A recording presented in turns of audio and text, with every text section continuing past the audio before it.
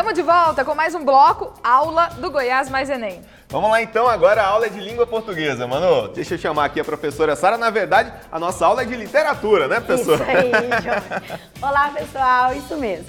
Hoje vamos falar de literatura, que é uma disciplina que também compõe a área do conhecimento de linguagens e códigos e suas tecnologias. Conteúdo do Enem. Mais precisamente, falaremos hoje de um movimento literário brasileiro, algo específico, que foi o modernismo. Mas o modernismo, por ter sido extenso, se divide em 3 gerações. Para a aula ficar dinâmica e eu não ficar enrolando vocês como das últimas vezes, ficaremos só com a primeira geração modernista. Entendi, professora. Então, além de língua portuguesa, a galera também vai ver conosco literatura e como é que a gente vai fazer essa divisão. Isso. Bem, a gente não vai trabalhar com obra específica, até porque os vestibulares que cobram isso não estão aqui no processo Enem, né? O Enem não cobra uma obra específica, ele vai cobrar algo relacionado às características, ao movimento, à questão das obras, dos artistas, que se destacaram nessa variação de período. Alguns chamam de cronologia literária.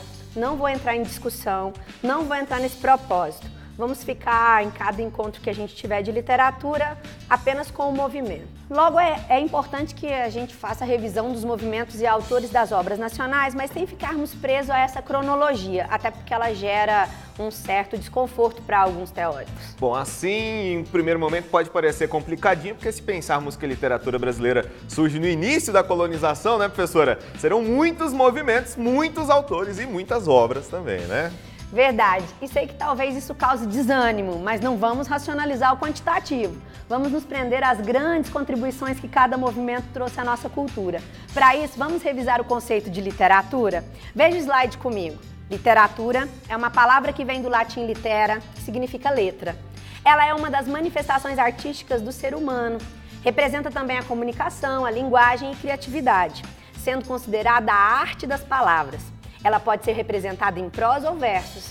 É bom destacar que os textos literários possuem uma função muito importante para o ser humano, pois provocam sensações e produzem efeitos estéticos, os quais nos fazem entender melhor a nós mesmos, nossas ações, bem como a sociedade que a gente vive. Muito bom, professor. Eu vou te confessar que eu levo a literatura mais como lazer mesmo, né? Dar aquela lida para relaxar. Agora, pensar que faz parte de um contexto mais profundo, como esse retrato de uma sociedade, é interessante também para quem vai fazer o Enem, né? Sim, conteúdo profundo, pois ter como lazer é uma opção e vários movimentos tiveram esse intuito, mas o engajamento social e político também é muito importante. Porque é através da literatura que muitos pesquisadores têm o material para identificar a cultura, os costumes, as ideias de uma época, a relação do ser humano com o meio em que ele vive e muitas outras coisas, né?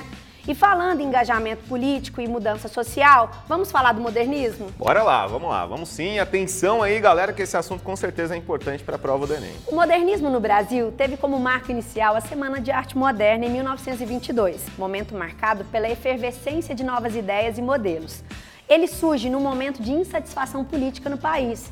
Isso em decorrência do aumento da inflação, parece que foi agora, né? Pois que fazia aumentar a crise e propulsionava greves e protestos. Um deles foi a Primeira Guerra Mundial, 1914-1918, que também trouxe reflexos para a sociedade brasileira.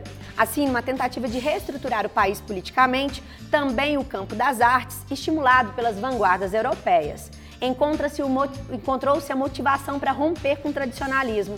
Foi a Semana de Arte Moderna que marca essa tentativa de mudança artística. Mudança sempre causa impacto, né? E às vezes nem todo mundo está preparado, né, professora? Verdade.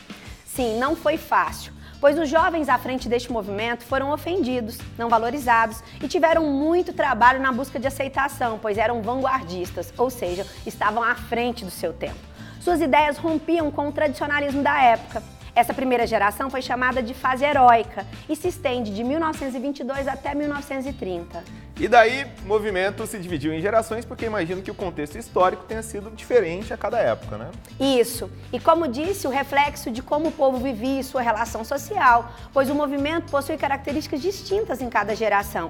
Veja o que trouxe a primeira geração: nacionalismo crítico e fanista, valorização do cotidiano, resgate das raízes culturais brasileiras, crítica à realidade brasileira, renovação da linguagem, oposição ao parnasianismo e ao academicismo, experimentações estéticas, renovações artísticas, ironia, sarcasmo, irreverência, caráter anárquico e destruidor, uso de versos livres e brancos. Olha esse outro slide também. Eu trouxe para vocês as revistas e manifestos da primeira geração, que foram as publicações de maior destaque nessa época.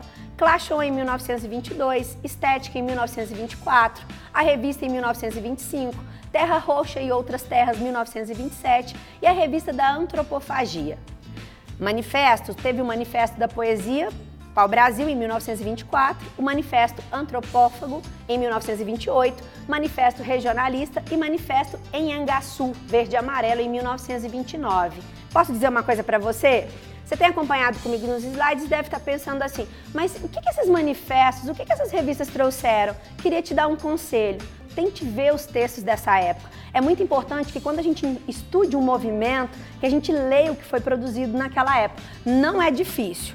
O Google vai ser uma ferramenta. Muita coisa, professora, mas vamos lá, vamos fazer uma pausa nos estudos agora para a gente tentar resolver, para ver se o pessoal assimilou o conteúdo e resolveu uma questão do Enem.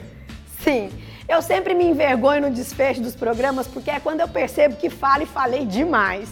Temos uma questão do Enem sim, vamos a ela? Vamos lá, quer que eu leia, professora? Faz esse favor. Vamos lá, Enem 2013. Primeiro, a questão traz um poema de Oswald de Andrade, O Culpado de Tudo, e tem o seguinte comando. O poema de Oswald de Andrade remonta a ideia de que a brasilidade está relacionada ao futebol. Quanto à questão da identidade nacional, as anotações em torno dos versos constituem, alternativa A, direcionamentos possíveis para uma leitura crítica de dados histórico-culturais. B, forma clássica da construção poética brasileira. C, rejeição à ideia do Brasil como país do futebol. D, intervenções de um leitor estrangeiro no exercício de leitura poética. E a alternativa E, lembretes de palavras tipicamente brasileiras substitutivas das originais. Johnny, vamos voltar à imagem da questão? Vocês perceberam que a poesia é modernista, né? Ela sai desses padrões de versos, rimas, estrofes. Olha a disposição do texto. Ele está colocado como se fosse o placar de um jogo de futebol.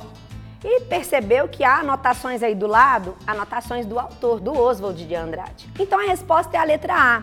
A instalação da brasilidade em construção explora elementos socioculturais defendidos pelos primeiros modernistas, fazendo referência ao futebol, como eu falei para vocês, no formato que ele coloca, como instrumento de supremacia sobre os portugueses, nossos colonizadores.